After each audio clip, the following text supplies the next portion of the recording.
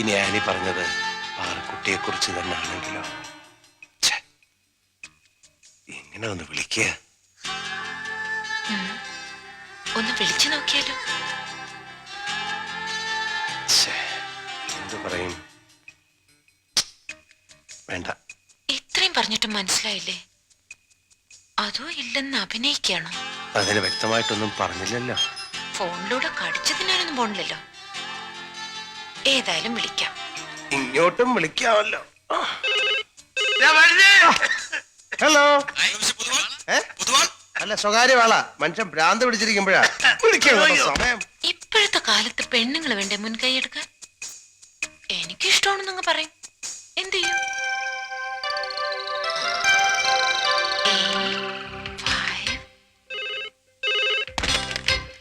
Hello hello. Sir, Aniya. എന്താ Annie? Sir, Parukutty. പാറക്കുട്ടിക്ക് പറ എന്താ പാറക്കുട്ടിക്ക്? അല്ല, ഞാൻ ഹോസ്പിറ്റലിൽ വിളിച്ചിരുന്നു. She's all right. ഞാനും ഹോസ്പിറ്റലിൽ വിളിച്ചിരുന്നു. She's all right. She's all right. അല്ല, എനിക്കൊരു കാര്യം പറയാനുണ്ടായിരുന്നു. എന്താ പറ. എന്താ? ആരോ വന്നിരിക്കുന്നു. ഒന്ന് ഹോൾഡ് ചെയ്യണേ, ഞാനിപ്പോ വരാം.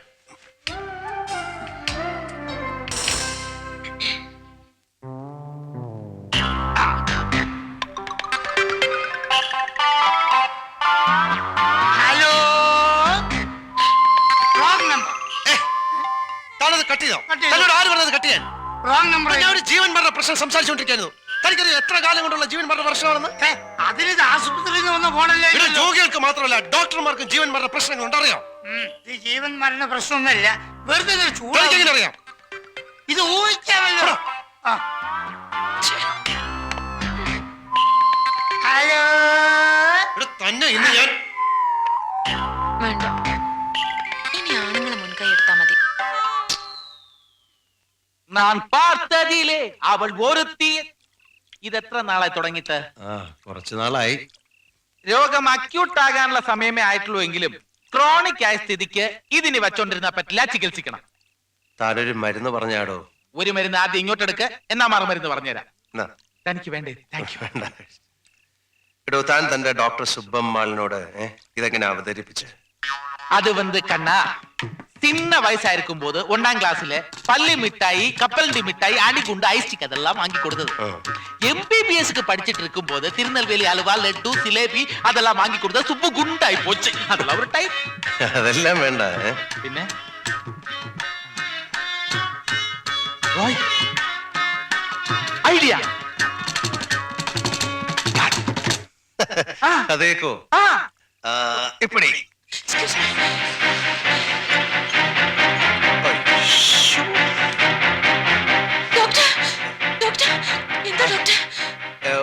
ഒന്നുമില്ല. ഹാർട്ട് സൗണ്ട്സില് എന്തോ ഒരു ഇറഗുലാരിറ്റി പോലെ.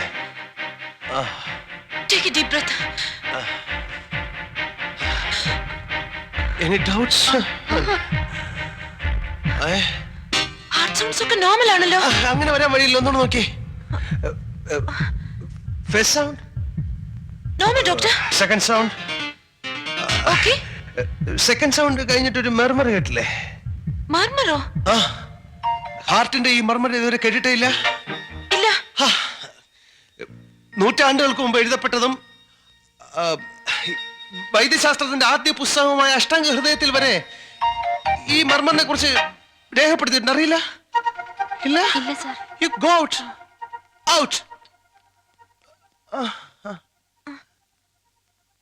ആദ്യമായി ആദം ഹൗവയെ കണ്ടുമുട്ടിയപ്പോൾ തുടങ്ങിയ മർമർ, the murmur of love.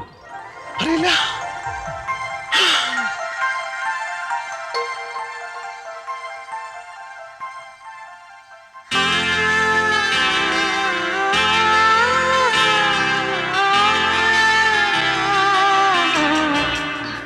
Doctor, എന്താണ് മർമർ?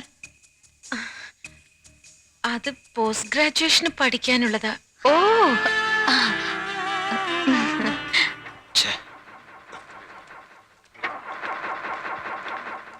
You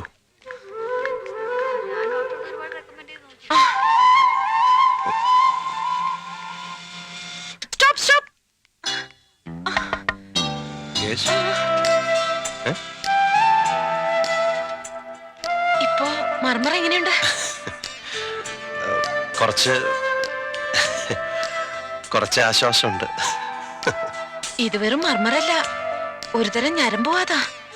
arthritis, romantic arthritis. ആ, ഈ രോഗത്തിനൊരു കുഴപ്പമുണ്ട്. It's contagious. ചികിത്സിക്കുന്ന ഡോക്ടറിനും കൂടി ഇത് പകരും. ഞാൻ ചികിത്സിക്കട്ടെ? ചികിത്സിച്ചോളൂ. പക്ഷെ ഒരു ഇന്റൻസീവ് ഒരു ഇന്റിമേറ്റ് കെയർ വേണം. എങ്കിലേ അസുഖം ഭേദമാകൂ.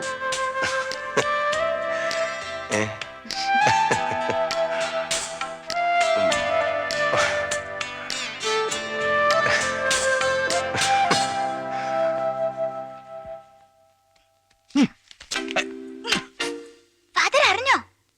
എന്താ മോളെ? അവര് തമ്മിൽ ലൈനാ. ലൈനോ? ആ സത്യം, ഡോക്ടർ അങ്കിളും ആന്റിയും ലൈനാ. ഇവിടെ എല്ലാവരും അറിഞ്ഞു.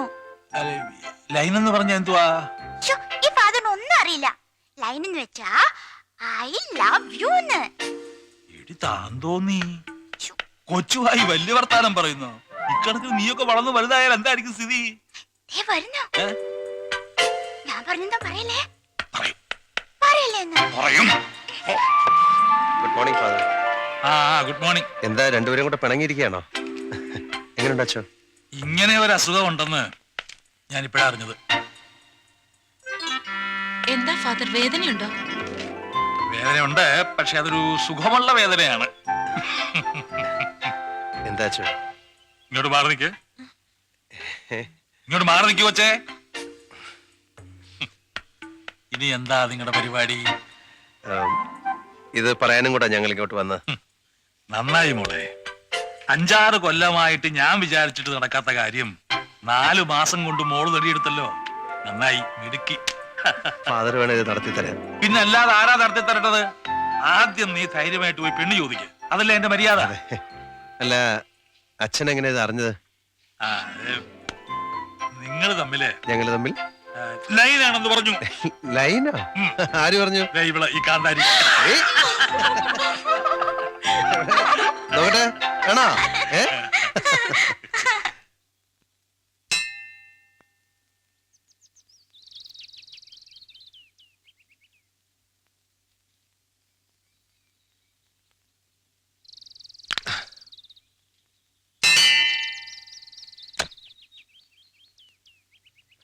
ഹലോ. ഹലോ, ഡോക്ടർ റോയി, വരൂ, അകത്തേക്ക് ഇരിക്കാം. ഡോക്ടർ റോയിയെ ഞാൻ അങ്ങോട്ട് വന്ന് കാണാനിരിക്കുകയായിരുന്നു. ആനിമോള് വിവരങ്ങളൊക്കെ പറഞ്ഞു. ഫാദർ തയ്യലിനെ ഹോസ്പിറ്റലിൽ നിന്ന് ഡിസ്ചാർജ് ചെയ്തിട്ടില്ല. അല്ലെങ്കിൽ ഫാദറും കൂടെ എൻ്റെ കൂടെ വരുമായിരുന്നു. കാരണവസ്ഥാനത്ത് എനിക്ക് മറ്റാരും ഇല്ലെന്ന് ഡോക്ടർക്ക് അറിയാലോ. അറിയാം. അളിയം മരിച്ച് പെങ്ങള് കിടപ്പായ പിന്നെ ആനിമോള് വളർത്തിയത് ഞാനാ. അവക്ക് നല്ലത് വരാനല്ലേ ഞാൻ ആഗ്രഹിക്കൂ. ഞങ്ങള് കുരിശിങ്ക തറവാട്ടുകാർക്ക് വേണ്ടതിലധികം പണവും പ്രതാപവും ഉണ്ടെങ്കിലും ഒരു ബന്ധം തിരഞ്ഞെടുക്കുമ്പോ മനസ്സുകൊണ്ട് ഞങ്ങൾ ഇപ്പോഴും പഴഞ്ചന്മാരാ. ആ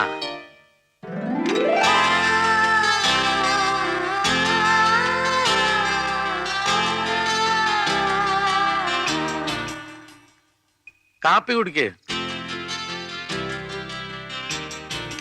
ടു ബി ഫ്രാങ്ക്,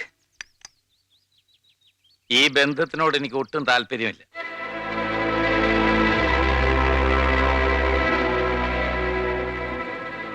നിങ്ങളുടെ പ്രൊഫഷനിൽ നിങ്ങൾ സമർത്ഥനായിരിക്കാം. പക്ഷെ പാരമ്പര്യം പോയിട്ട് ഒരു വീട്ടുപേരിന്റെ മേൽവിലാസം പോലും ഇല്ലാത്ത നിങ്ങൾക്ക് കുരിശിങ്ക തറവാട്ടിന്ന് എങ്ങനെ പെണ്ണ് തരും?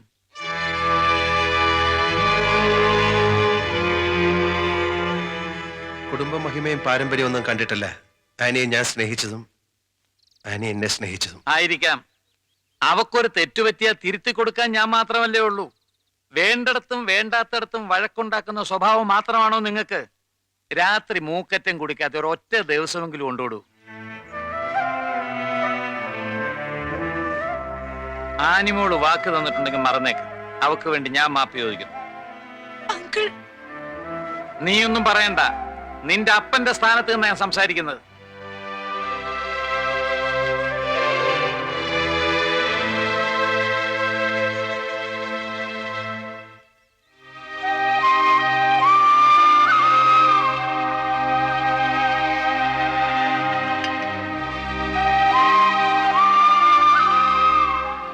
ഡോക്ടർ പറഞ്ഞാണ് ശരി. ഞാനിവിടെ വരാൻ പാടില്ലായിരുന്നു.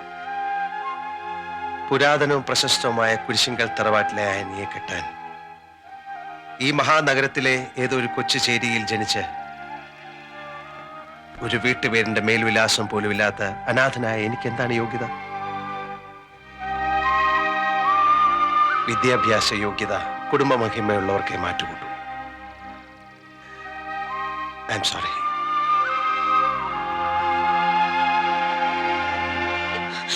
റോയ്,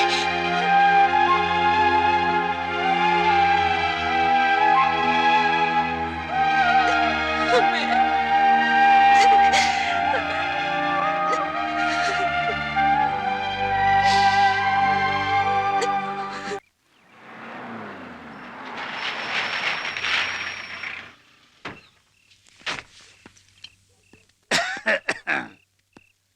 ഇയാളെങ്ങോട്ടാ ഈ രാത്രി പോണേ? ഇനി ഇതുപോലെ ഉറക്കൊളിച്ച് എന്റെ ജീവിതം ഇവിടെ തളച്ചിടാൻ ഞാൻ ഉദ്ദേശിക്കുന്നില്ല. ഞാൻ വേളാങ്കണ്ണിക്ക് പോവാ, അവിടുന്ന് നാട്ടിലേക്ക്. മതിയായി. താനും കൂടെ മാത്രമേ ഉണ്ടായിരുന്നുള്ളൂ പോവാൻ. പൊയ്ക്കോ. ഞാൻ ആരും ഇല്ലാത്തവനല്ലേ, പൊയ്ക്കോ. മോഹങ്ങളൊന്നും ഇല്ലാത്ത എന്നെ ഒരുത്തി വെറുതെ മോഹിപ്പിച്ചു. എന്നിട്ട് കുടുംബ മഹിമയുടെ കാര്യം പറഞ്ഞ് അവരെന്നെ ആട്ടി ഇറക്കി വിട്ടു. പടി ഇറങ്ങിയപ്പോഴും ഞാൻ വിചാരിച്ചു അവള് കൂടെ വരുന്നു. അവള് വന്നില്ല. ഇനി താൻ മാത്രമായിട്ട് ഇവിടെ നിൽക്കുന്നതിന് പോടോ. താൻ പൊയ്ക്കോ, പോടോ. ഞാൻ പോയിക്കോളാം. താൻ പൊയ്ക്കോ, പോ. ഞാൻ പോവാ. ആ.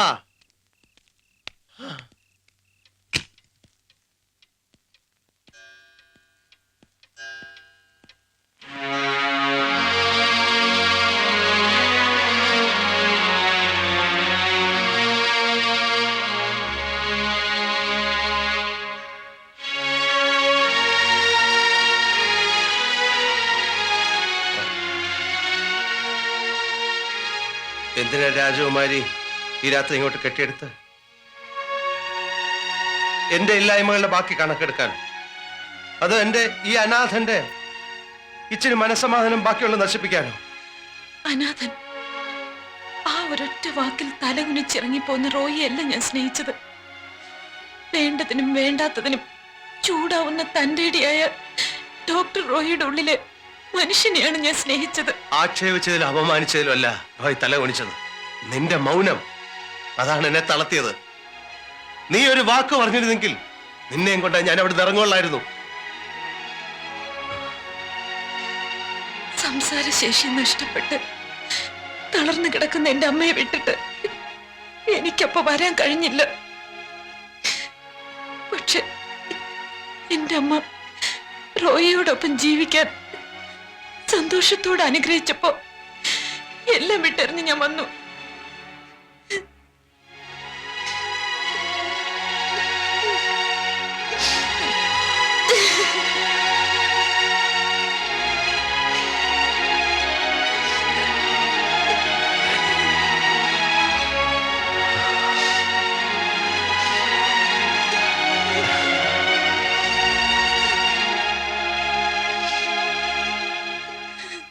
എക്സ്ക്യൂസ് മീ,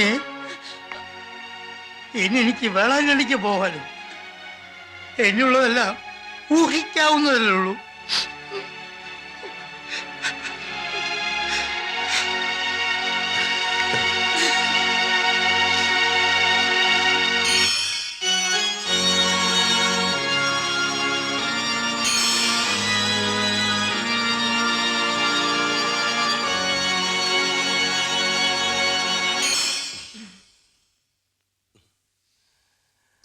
ഇങ്ങനെ കെട്ടിപ്പിടിച്ച് ഒരുപാട് ഒരുപാട് ദിവസങ്ങൾ അല്ല, ഒരുപാട് ഒരുപാട് വർഷങ്ങൾ, ഒരുപാട് ഒരുപാട് ജന്മങ്ങൾ. നമ്മൾ ക്രിസ്ത്യാനികൾക്ക് ഒരു ജന്മേ ഉള്ളൂന്നാ. വിശ്വാസം വേറെ, ആഗ്രഹം വേറെ. റോയ്,